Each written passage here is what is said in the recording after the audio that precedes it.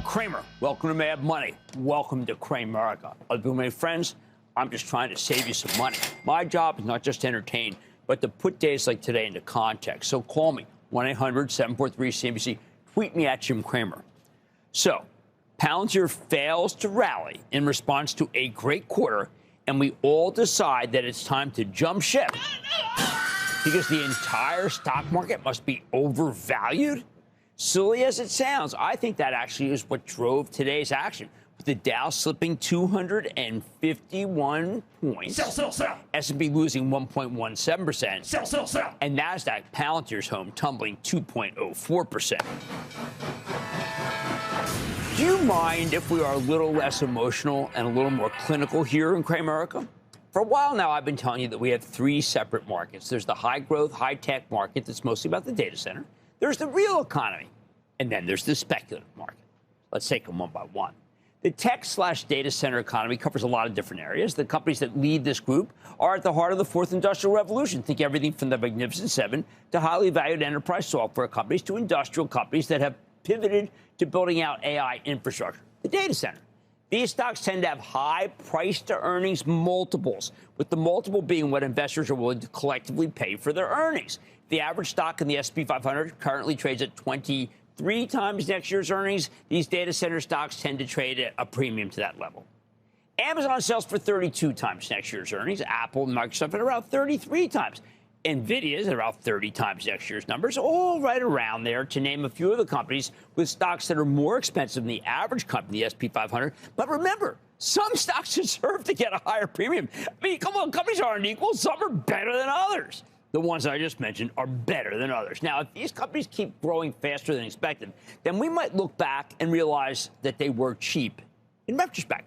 And that's what happens when you beat the estimates. And I lay all this out in how to make money in any market with regard to NVIDIA, as the stock of NVIDIA always looks expensive on the earnings estimates, but then they beat those estimates. They clobber those estimates.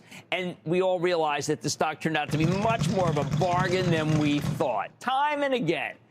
Then there's the regular economy that all of us are familiar with. These are the companies that make things and do stuff. For the most part, they've been left behind because of worries about a weak consumer and higher interest rates. Some of that's because consumers are pushing back after years of elevated inflation. Some of it's because roughly 1 million government employees aren't being paid thanks to the stupid shutdown. And then there's the third group, the speculative stocks. Now, we struggle to value these stocks because they can make insane moves higher, something we've seen a lot lately, and then they implode for no real reason like we saw today. These are the stocks that are most perilous to own in a correction like it looks like we're having. The money gets lost very quickly in this third cohort. Now, occasionally you get a stock that fits into two of these buckets. Aerospace, for example, is both high growth and a part of the regular economy. You're not going to get a more robust industry than aerospace, and the price-to-earnings multiples reflect that. There's real technology that gets put into an airplane. It doesn't just manifest itself in terms of hardware or software, though. Speaking of aerospace, we're going up to Harvard Business School tomorrow to interview Larry Culp, the head of GE Aerospace, who's done a remarkable job restoring the luster to that great company. Larry was a professor at HBS before he took the GE job. The most intriguing part of the stock market, though, is at the intersection between the highest growth stocks and the speculative stocks, the third bucket. Tesla comes to mind. We know it as a car company, nothing all that speculative there, but it's also a play on robotics and self-driving, two of the most cutting-edge technologies out there. Tesla's square in the first camp and the third one. That's the magic of Elon Musk. But you know what? No stock in the entire world epitomizes the straddle between the first world of technology and the third world of speculation more than Palantir, which reported earnings last night, only have to see its stock plunge almost 8% today. It was a truly bruising session, but after a magnificent run. Palantir, the company, defies easy description. It's a consulting company helping all sorts of businesses improve their bottom lines. It's an accelerant, turbocharging a company's transformation from analog to digital or from one form of storage and data retrieval to another. It's a pattern recognizer, taking all of your data from different silos and identifying patterns that can help drive better decision-making. It's a defense contractor, specializes in making the Pentagon more lethal. It's an inventor. Palantir played a huge role in Operation Warp Speed that gave us COVID vaccines. It's an incredibly lucrative, amazingly fast-growing business as measured by gross margins, which are huge, and the revenue growth, which is insanely fast. Mind you, this is an objective standard. When we are trying to value fast-growing tech companies, Wall Street professionals use something called the Rule of 40. You add the company's profit margin to its revenue growth. And if the sum is north of 40, then you've got something that's worth owning. Lots of times you'll see companies with very high growth and very low profit margins, but when they're added together, they still come out north of 40, making them acceptable to the average growth investor. But Palantir? Last night, Palantir reported 63% revenue growth and 51% adjusted operating margin. That is an unheard of combination, people. Magnificent. Forget the rule of 40. These guys passed the rule of 100. I've never seen anything like it, and the company's right to be really proud of these numbers. Now, there is one problem, though. We have to try to figure out what the heck we're supposed to pay for those numbers. How does it translate into a stock price? A profitable company has a price-to-earnings ratio. Palantir last night was selling at well over 300 times earnings, even higher than Tesla. That's a little nosebleed for people. Let's make things trickier. Tesla has almost $100 billion in revenue and a $1.5 trillion market cap. Palantir is merely $4 billion in revenue, yet it was valued at almost $500 billion heading into the quarter. That's right. A company with $4 billion in profitable revenues is worth $500 billion. A company with $100 billion in profitable revenues is only worth $1.5 trillion. Last night, when Palantir reported, the stock looked like it could go either way. But upon further review, the market decided it was all too much, and Palantir stock had to go lower. Alex Karp, the fiery CEO of Palantir, was miffed about the direction of the stock, suggested that the same people who have been betting against him will prove to be wrong again. That might be. But I think it's reasonable to consider that there could be nothing wrong here at all. The stock just needs to cool off in order to grow into its market capitalization. That's how I look at it. For me, the larger issue is that we're at the moment where money managers, when asked if the market's too expensive, immediately think of the high-flying speculative stocks or those in the high-growth artificial intelligence column, and so they warn you away from the entire asset class. That's what's happened all my career. These guys don't think of the other 334 stocks in the S&P 500 that sell for less than 23 times earnings. Those aren't outrageous. They're fixated on the speculative stocks and the data center plays and Palantir. Now, that's both foolish and punitive. Sure, there are indeed some stocks that are visibly overvalued, and when you pull them apart, many of these valuations can be justified, some can't. I think the Magnificent Seven can be justified in the pace of the growth that's ahead of them. Same ultimately with Palantir. The ones with no earnings or big losses or no revenues, they're hard for me, and I don't think I advise you to stay away. But the bottom line, some days it's all just seems a little bit too much to investors.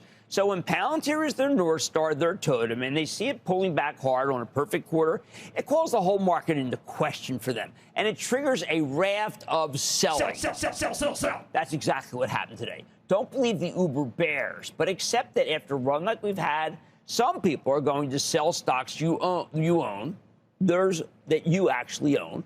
But that's because they don't want to give up the gain or because they simply can't handle the house of pain. The pain. Let's go to Rick in Wisconsin. Rick. Hi, Jim. Thank you very much for taking my call. I'm actually a second-time caller. I asked previously about a year and a half ago about Procter Gamble.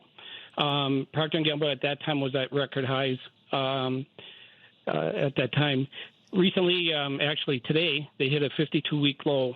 And I'm interested in your thoughts of what I should be doing with Procter Gamble. Boy, I'll tell you, it's really tough because I have historically not done badly buying Procter Gamble at the 52-week low.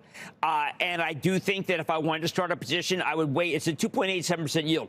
If it got to 3% yield and I wanted to buy 100 shares, I buy my first 25 and I buy it staggered to yield. Another 25 at 3.25, another 25 at 3.5, like that. And then if we get to 4, you may have to buy more. But I've got to tell you, you won't go wrong starting a position at the low for Procter & Gamble. Let's go to OJ in Mississippi, please. OJ.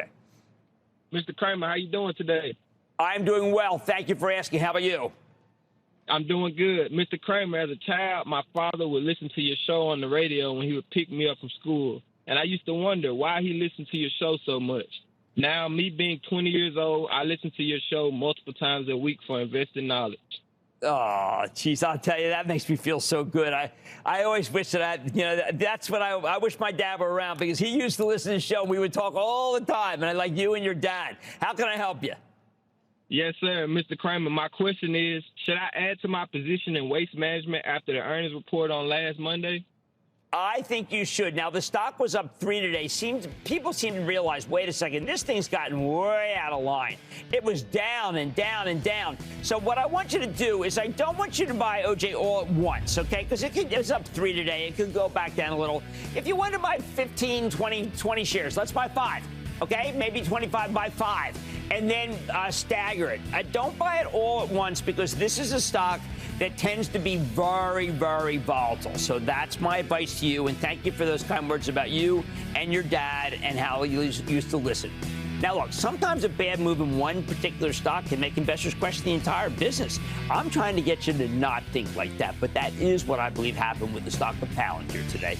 On Mad Money tonight, what the heck just happened to the stock of Uber? Sinking today after earnings that, to me, on the face of it, look pretty darn good. Let's see what we have to. Let's pull these numbers apart. I'll give you my take. Then, we're starting to see some cracks in the state of the consumer. What do you make of the consumer-facing REITs like Simon Property Group? I'm sizing up the company. And then AGCO reported a top and bottom line beat, $300 million buyback. Wall Street wasn't buying it one bit. Maybe Wall Street's wrong. Stay with Cramer.